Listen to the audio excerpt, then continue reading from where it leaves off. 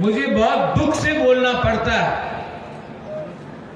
क्योंकि आज भी कहीं ना कहीं मेरे दिल में कहीं कांग्रेस है। आज भी मैं सोनिया जी के खिलाफ, प्रियंका गांधी के खिलाफ, राहुल गांधी के खिलाफ एक शब्द नहीं कहूंगा, लेकिन जिस सीपीएम पार्टी ने हमको 25 साल तक वंचित किया,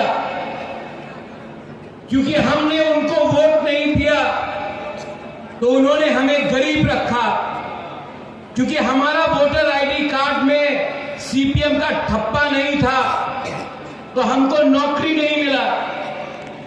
हमें शिक्षा के नाम में स्कूल बनाकर दिया लेकिन टीचर नहीं दिया। अस्पताल बनाया लेकिन उस अस्पताल में ना विधि था, ना दवाई था, ना डॉक्टर था। जिस सीपीएम ने हमें गरीब रखा, जिस सीपीएम ने हमें मारा पीटा, किसके लिए? क्योंकि हम वोट उस समय कांग्रेस को और आईएनपीटी या टीयूजेएस को करते थे। आज दुख का बात है कि आज वही सीपीएम कांग्रेस का अगरतला में हाथ पकड़ के वापस उठने की कोशिश कर रहा है। दुख लगता है कि आज जब जितेंद्र चौधरी कहता है कि मोथा और बीजेपी का अलायंस कैसे हुआ, बुबागरा ने कहा था कि जब तक लिखित हमें आश्वासन नहीं मिलता है हम अलायंस नहीं करेंगे। कांग्रेस ने राइटिंग में कुछ नहीं दिया, सीपीएम ने राइटिंग में कुछ नहीं दिया।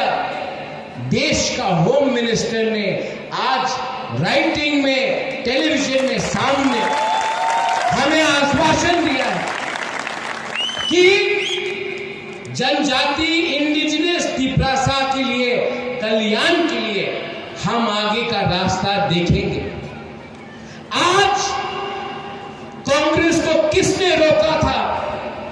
10 साल आप दिल्ली में थे, 25 साल सीपीएम था इस राज्य में। उस समय आपने हमें आश्वासन क्यों नहीं दिया?